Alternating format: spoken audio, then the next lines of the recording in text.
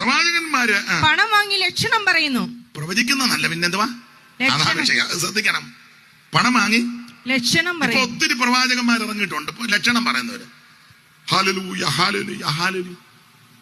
തെക്ക് വശത്തൊരു പുളിയുണ്ടോ?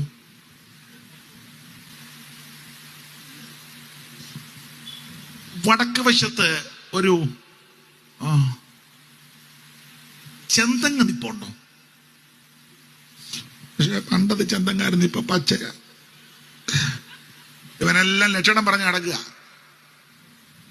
ഞാനിപ്പോൾ നിങ്ങളുടെ വീടിന്റെ അവിടോട്ട് വരികയാണ്. യോ, ഇവന് വട്ടാ.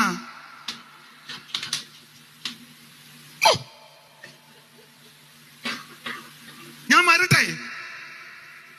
ഇപ്പോൾ ഞാൻ നിങ്ങളുടെ വീടിനകത്ത് കയറി ഉടനെ സകല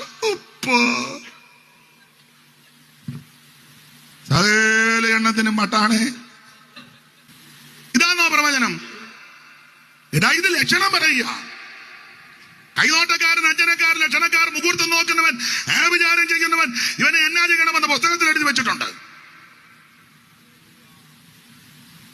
ദൈവം പറയുന്നത് അങ്ങനൊന്നുമല്ല. ദൈവം കൃത്യം പറയും. ഗിദിയോനോട് പറയും, നിന്റെ അപ്പന്റെ കാള, ഇത്രാമത്തെ കാള, ഇത്ര വയസ്സ്, ഇങ്ങനെ ദൈവം പറയുന്നേ. അല്ലാതെ മകനെ ചില കാളകളെ കാണുന്നു. നിങ്ങളുടെ വീട്ടിൽ കാളയുണ്ടോ? അങ്ങനാന്നോ പ്രവചിക്കുന്നത്? ഈ കാണുന്നത് മുഴുവൻ അന്യായമല്ലേ? ഇല്ലേ? എവിടെ അന്യായം ഉള്ളത്? അപ്പനെ അമ്മയും കൊണ്ട് അനാഥശാലയിൽ വിടുക, അങ്ങനെയാണോ? ഇതാണ് ന്യായം. എടാ, ഈ തള്ള നിന്നെ 10 മാസം നൊന്ത് പ്രസവിച്ചതാ. ഒരു ദിവസമെങ്കിലും നീ മുലപ്പാല് കുടിച്ചവനാണെങ്കിൽ ചോദിക്കാം, പാസ്റ്റേ അനാഥശാലയുടെ നമ്പർ വല്ലതും ഉണ്ടോ? വാടാ, തരാം. ഇഞ്ഞു വാ.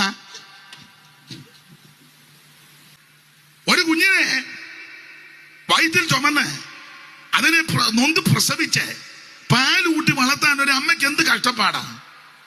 പ്രായമാകുമ്പം അങ്ങോട്ടും ഇങ്ങോട്ടും വെച്ച് തള്ളുക. ബേബിക്കുട്ടി കൊണ്ടുപോട്ടെ, എന്നാ ബേബിക്കുട്ടിയുടെ വെമ്പള ഇവിടെങ്ങാനും കയറ്റി എന്റെ തനി നിറം, പിന്നെ അവള് നൈറ്റിയെല്ലാം എടുത്ത് കുത്തി നിൽക്കുക. ബേബിക്കുട്ടിയുടേത്.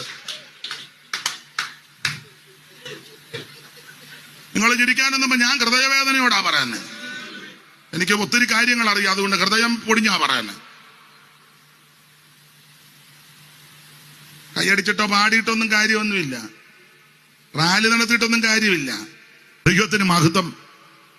ചെയ്യേണ്ട കാര്യം ചെയ്യണം. നീതിയുണ്ട്, ന്യായമുണ്ട്. സ്വന്തം